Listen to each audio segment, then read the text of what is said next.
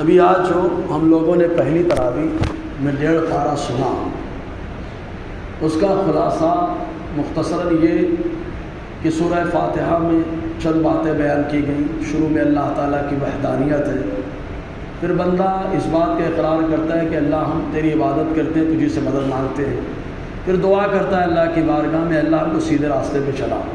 سیدھا راستہ کون ہے؟ پھر اس کی وضاحت ہے کہ سیدھا راستہ ان کا جن پر اے اللہ تو نے انعام کیا ہے۔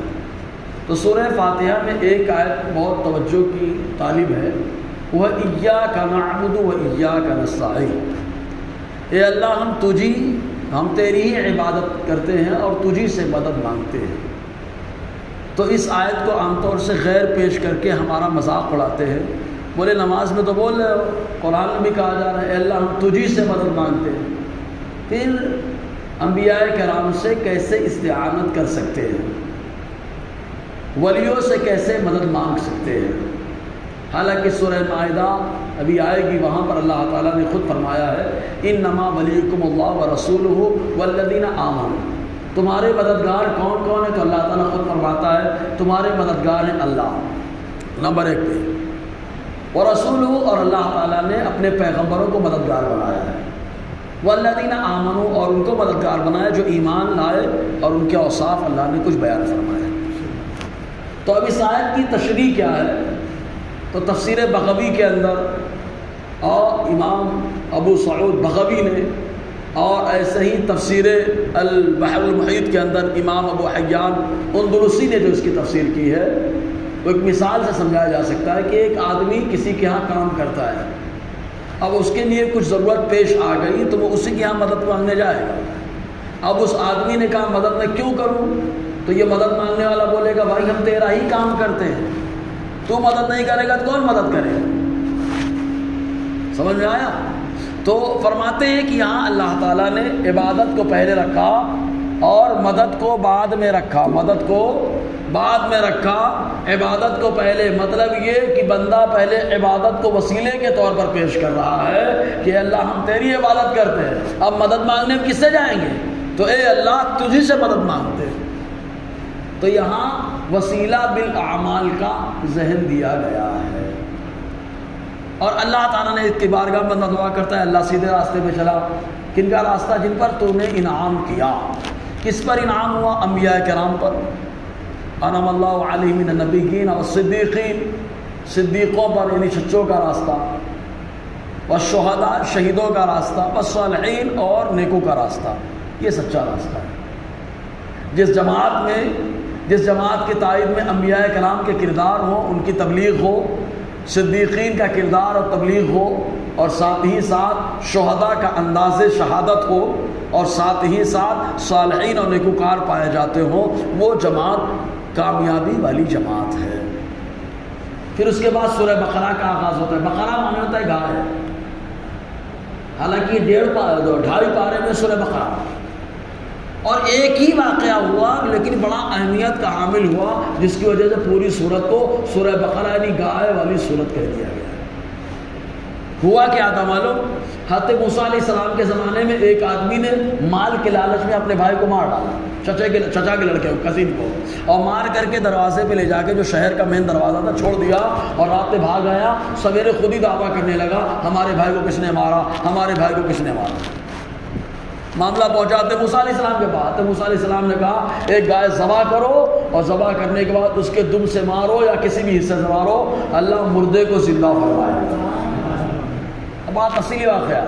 وہ ایسے ہی کیا گیا، گائے ڈھونڈ ڈھانڈ کے لائے، ذبح کی اور مارے، مردہ زندہ ہو گیا۔ فَذَبَحُوهَا وَمَا كَادُوا يَفْعَلُونَ، اور جب زندہ ہوا تو اس نے بتایا میرے بھائی نے مجھے مارا۔ تو کتنا پاورفل کہ اللہ نے گائے کے بدن میں اتنی تاثیر دے دی، اللہ تعالیٰ نے گائے کے بدن کے حصے میں اللہ نے اتنی تاثیر دے دی کہ مردے کو مارو تو وہ زندہ ہو جائے۔ ابے جب گائے میں اللہ اتنی تاثیر دے سکتا ہے تو اپنے نبیوں کے اجزاء میں اللہ نے کتنی طاقت عطا فرمائی ہوگی کہ مصطفیٰ پاؤں رکھے تو لفڑا بولنے لگے، سبحان اللہ، ہے نا، ہاتھ رکھ دے میں تو کنکری بولنے لگے، کھانا پاکی بولنے لگے۔ ہے نا. تو وہ گائے کا واقعہ بڑا اہمیت کا حامل ہے. اسی وجہ سے اس پوری صورت کو سورہ بقرہ یعنی گائے والی صورت کہا گیا. اب شروع میں کیا ہے؟ الف لام میم میں شروع میں صحابہ کرام کی خوب تعریفیں آئی ہیں، خوب تعریف. اس کے بعد پھر منافقین کی مذمت ہے زبردست. پھر اللہ تعالیٰ نے، چونکہ منافقین کس سے تعلق رکھتے تھے؟ عام طور سے یہودیوں سے. یہ لوگ تھے یہودی، لیکن جب حضور صلی اللہ علیہ وسلم آئے مدینہ تو ماحول اتنی تیزی میں پروان چڑھا بڑا ہوا، ان لوگوں کو ڈر لگنے لگا، تو ان لوگوں نے اپنے آپ کو بچانے کے لیے کلمہ پڑھ لیا. تو منافقین کے بعد یہودیوں کا ذکر ہے، مطلب بنی اسرائیل جو اصل ہے، ان کی بنی اسرائیل جو اصل ہے ان کا ذکر ہے. اور اللہ تعالیٰ نے ان کی کچھ خوبیوں کو بتایا، جیسے کہ حضرت موسیٰ علیہ السلام کے ساتھ جب تھے تو اس وقت اللہ تعالیٰ نے ان کے لیے من و سلوہ اتارا. اللہ تعالیٰ نے پتھر سے پانی نکالا موسیٰ علیہ السلام کے ڈنڈا مارنے کی وجہ سے. حالانکہ اللہ ڈائریکٹ بارش برسا سکتا ہے، پانی اتار سکتا ہے، پھر بھی ڈنڈے سے مار کے نکلوایا ہے. اور بہت سارے پورے واقعات آئے. پھر بنی اسرائیل کے بعد، یہودیوں کے بعد اللہ تبارک و تعالیٰ نے حضرت آدم علیہ السلام کا ذکر فرمایا کہ جیسے اللہ تعالیٰ نے منافقین یہودی سے تعلق رکھتے تھے، اور یہودی وہ لوگ جو اللہ تعالیٰ کی نعمتوں کا انکار کرنے لگے، تو نعمتوں کے انکار کرنے میں ایک اور شخص تھا جو جن تھا اور بڑا عابد و زاہد تھا، اس کو شیطان کہا جاتا. تو اس کا ذکر رکھا گیا کہ یہ بھی ناشکرا ہے. جنت میں رہا، بڑا عابد و زاہد تھا، بنا پیدا ہوا آگ سے، لیکن فرشتوں کے ساتھ رہتا تھا. خالی اللہ تعالیٰ نے فرمایا آدم کو سجدہ کرو، نہیں کیا.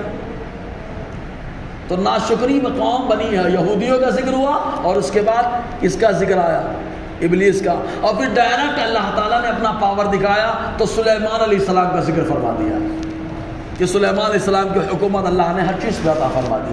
اور جب سلیمان علیہ السلام کی حکومت کا ذکر اللہ نے فرمایا تو فوراً اپنے محبوب کی آمد کا ذکر فرما دیا. اور کیسے فرمایا؟ حضرت ابراہیم، حضرت اسماعیل علیہ السلام کے ذریعے سے، ربنا وبعث فیہم رسولا منہم، اے اللہ ایک پیغمبر کو بھیج دے. سبحان اللہ، ہے نا. تو یہ پہلے پارے میں اب پیغمبر کو بھیج دے. اب ظاہر سی بات پیغمبر آئے گا، کوئی بھی آقا علیہ السلام کے اوصاف جو ہے اللہ تعالیٰ نے کا ذکر فرمایا. تو پیغمبر جب آئیں گے تو ساتھ میں فرشتے بھی مدد کے لیے ہوں گے. تو جب فرشتے مدد کے لیے ہوں گے فوراً جبرائیل کا ذکر آ گیا کہ جبرائیل کو مانتے ہو کہ نہیں مانتے ہو؟ کیونکہ یہودیوں نے کہا تھا ہم ان کو نہیں مانتے، ہمارے اوپر عذاب لے کر کے آئے ہیں. الحمدللہ جبرائیل علیہ السلام جب بھی اس امت کے لیے آئے ہیں تو اللہ نے ان کے ذریعے سے رحمت کو نازل فرمایا ہے نا. اب اسی یہ پہلے پارے کا خلاصہ ہو گیا مختصر، پہلے پارے کا. اب پہلے بارے میں 2-3 باتیں اور قابل غور. یہ جو ہم نے کہا ربنا وبعث فیہم رسولا منہم، یہ آیت نمبر 128 سورہ بقرہ، اس کو یاد رکھیں آپ. اسی سے حضور کے والدین کا ایمان ثابت ہوتا ہے. اب آپ کہیں گے کیسے ثابت ہوتا ہے؟ تو حضرت ابراہیم اور اسماعیل علیہ السلام جب دعا کرتے تو کیا کہا؟ ربنا وجعلنا مسلمین لک ومن ذریتنا امۃ مسلمۃ لک. خانہ کعبہ کو بنا لیا اور کہا اے اللہ ہم کو اپنی بارگاہ میں مسلمان رکھنا اور ہماری اولاد میں سے ایک گروہ کو مسلمان رکھنا. بولو یار، جیسے یہ دعا کر لی تو دعا کرتے ہی دوسری آیت میں کیا کہہ دیا؟ ربنا وبعث فیہم رسولا منہم، جس گروہ کو مسلمان رکھنا اسی گروہ میں سے ایک پیغمبر کو بھیج دینا. سمجھ میں آیا؟ جن کو مسلمان رکھنا انہیں میں سے بھیج دینا. ہم ضمیر کا مرجع ذریہ ہے نا. بہرحال تو ایمان ثابت ہوتا ہے اس سے. اس کے ساتھ ساتھ اور بھی دلیلیں ہیں. پھر آگے دوسرے پارے میں، جب دوسرے پارے میں ہم لوگ پہنچے تو شروع میں قبلہ بدلنے کا ذکر ہے، اور حضور صلی اللہ علیہ وسلم کی خواہش پہ اللہ نے قبلہ بدل دیا. اعتراض کرنے والے کو منافق کہا گیا. منافق مطلب بیوقوف کہا گیا. سیقول السفہاء، بیوقوف لوگ کہیں گے کہ کیوں قبلہ بدل دیا، اچھا خاصا تو ادھر پڑھ رہے تھے. جبکہ حضور کی صفت جو آئی ہے پچھلی کتابوں میں امام القبلتین، یعنی دونوں قبلے کا امام. سبحان اللہ ہیں. اور حضور کو امام الحرمین بھی کہا جاتا ہے. الحمدللہ دونوں حرم مکہ اور حرم مدینہ کے بھی امام ہیں، ہے نا. بہرحال پھر اس کے بعد حضور صلی اللہ علیہ وسلم کی خوبی ہے کہ قبلہ بدلوا دیا اللہ تعالیٰ کی بارگاہ میں. پھر ڈائریکٹ اللہ تبارک و تعالیٰ نے اپنی نشانیوں کا ذکر فرما دیا. ارے یہ میرے محبوب کی خواہش ہے، اس خواہش پہ قبلہ بدل دیا. ارے ہم نے تو ہاجرہ کے چلنے کی وجہ سے صفا مروہ کو اپنی نشانی بنا دیا. جب ان کے چلنے پہ اپنی نشانی بنا دیا ہے تو میرے محبوب نے دل میں چاہا تو قبلہ بدل دیا. سمجھ میں آیا؟ اور اس کے بعد پھر سلسلہ چلا آگے، پھر اللہ تعالیٰ نے اپنی قدرت کی نشانیاں بیان فرمائی، پھر آگے جا کر کے پوری رمضان کی آیت چالو ہو جاتی ہے روزے کی، تو روزے کا ذکر اللہ تعالیٰ نے فرمایا، پھر روزے کے ذکر کے بعد پھر حج کا طریقہ بتایا گیا۔ حج میں جو آدمی گھیر دیا جائے، محصر گھرا ہوا ہو، نہ جا سکے، ڈاکوؤں نے روک دیا ہو، اس کے لیے کیا قانون ہے کیا نہیں، پورا قانون بتایا گیا۔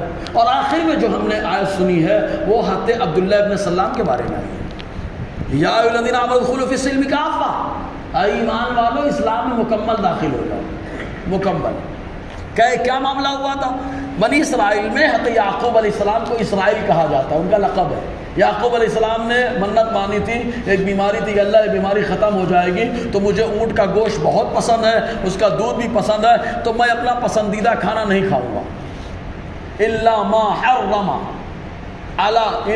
حرم اسرائیل علی نفسہ، وہ کھانا جو اسرائیل نے اپنے اوپر حرام کر لیا وہی حرام تھا، ورنہ کل طعام کان حلا لبنی اسرائیل۔